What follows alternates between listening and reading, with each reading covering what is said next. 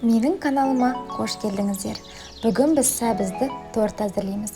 Тортты әзірлеуге қажет ингредиенттер видеоның описаниясында көрсетілген. Алдымен 3 жұмыртқаға қантты қосып, ағарғанша миксерлейміз.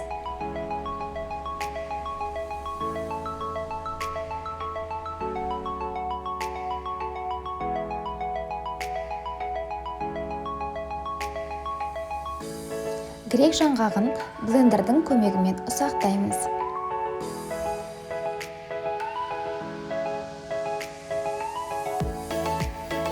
Оны жұмыртқалы массамызға қосамыз.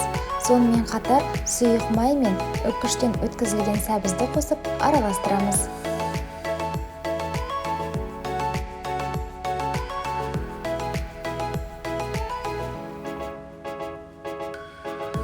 Кейін ас содасына алмалы уксусын қосып, оны қою массамызға електен өткізілген ұнмен қатар қосып, қамырымызды араластырамыз.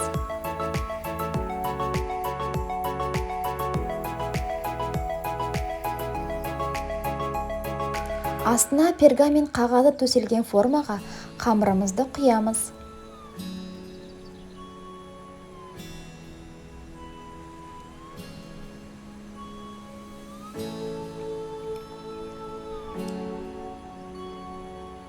Қызып тұрған пеште 180 градуста 50-60 минут пісіріп, бөлме температурасында суытамыз. Дайын болған корждың дөңес жерін кесіп алып, қалғанын 3 бөлікке бөлеміз.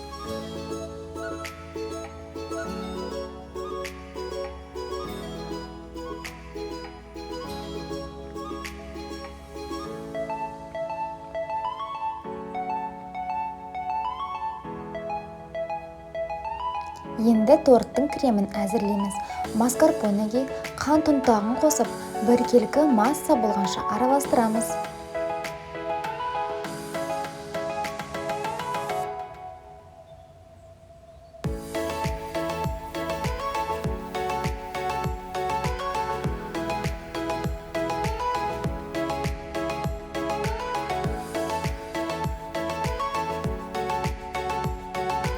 Үстіне 33% сливкиді құйып, қою крем болғанша миксерлейміз.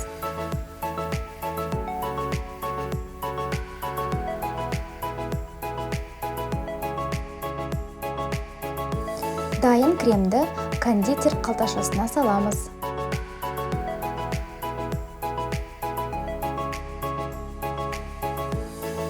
Енді тортымызды жинауға кірісеміз. Кольцоға бірінші коржды салып, үстіне крем жағамыз. Осы ретпен 3 рет қайталаймыз.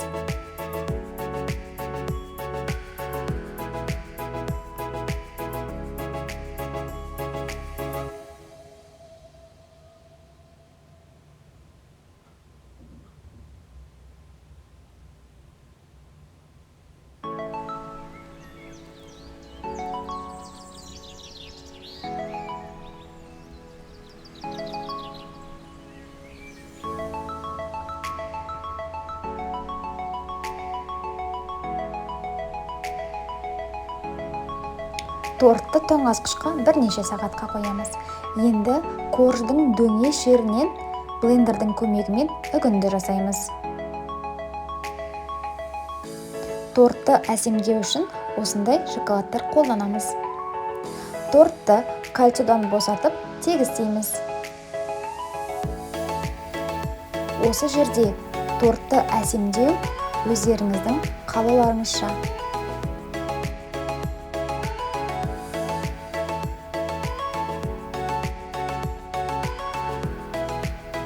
Торттың жан жағын үгіндімен қаптаймыз.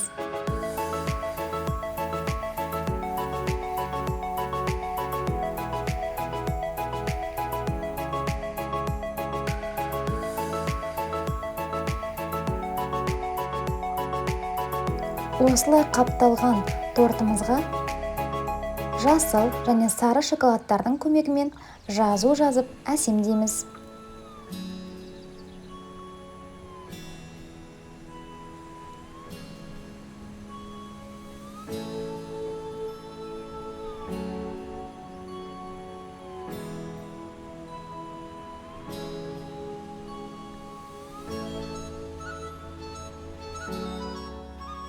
Тортымыз дайын.